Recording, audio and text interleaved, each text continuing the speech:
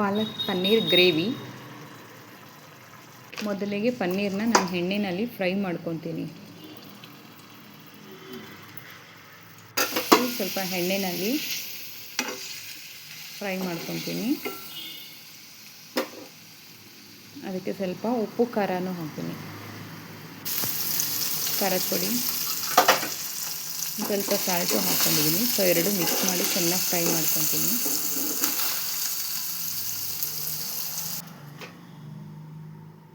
ಸ್ವಲ್ಪ ಈರುಳ್ಳಿ ಹಾಕ್ಕೊತಾ ಇದ್ದೀನಿ, ಸ್ವಲ್ಪ ಶುಂಠಿ, ಒಂದು 4 ಎಸಳು ಬೆಳ್ಳುಳ್ಳಿ, ಒಂದು 4 ಗೋಡಂಬಿ, ಲವಂಗ, ಏಲಕ್ಕಿ,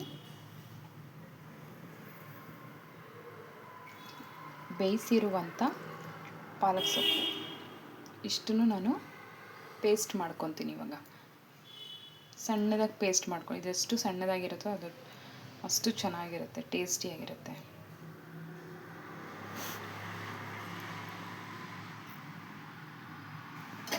ಸ್ವಲ್ಪ ಒಂದೇ ಒಂದು ಟೊಮೆಟೊ ಕಟ್ ಮಾಡ್ಕೊಂಡಿದ್ದೀನಿ.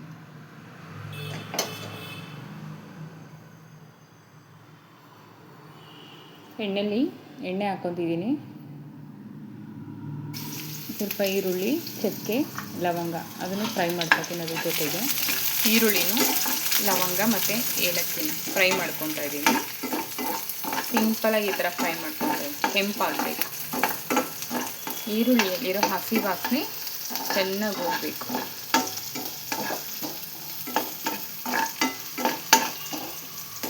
ಚೆನ್ನಾಗಿ ಅದು ಹಸಿ ವಾಸನೆ ಹೋಗೋಂಥ ಮಾಡಿಕೊಂಡು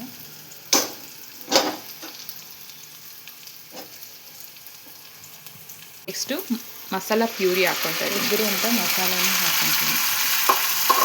ಅದನ್ನು ಪೂರ್ತಿ ಮಿಕ್ಸ್ ಮಾಡ್ಕೊತೀನಿ.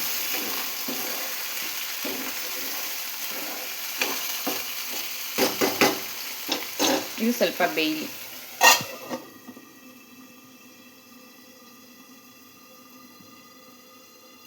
ಹಸಿ ವಾಸನೆ ಎಲ್ಲ ಹೋದ್ಮೇಲೆ 1 ಸ್ಪೂನ್ ಖಾರದ ಪುಡಿ,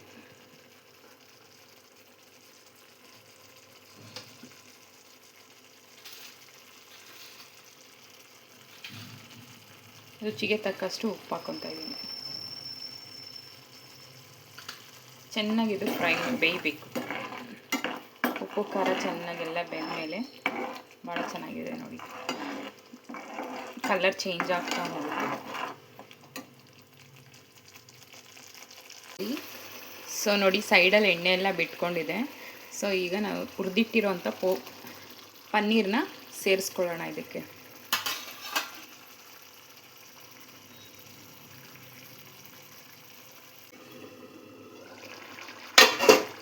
ಫೈನಲಿ ನಮ್ಮ ಪನ್ನೀರ್ ಮಸಾಲ ಈ ಥರ ಬಂದಿದೆ ನೋಡಿ. ಎಷ್ಟು ನೀಟಾಗಿ ಬಂದಿದೆ ನೋಡಿ ಫ್ರೆಂಡ್ಸ್. Thank you.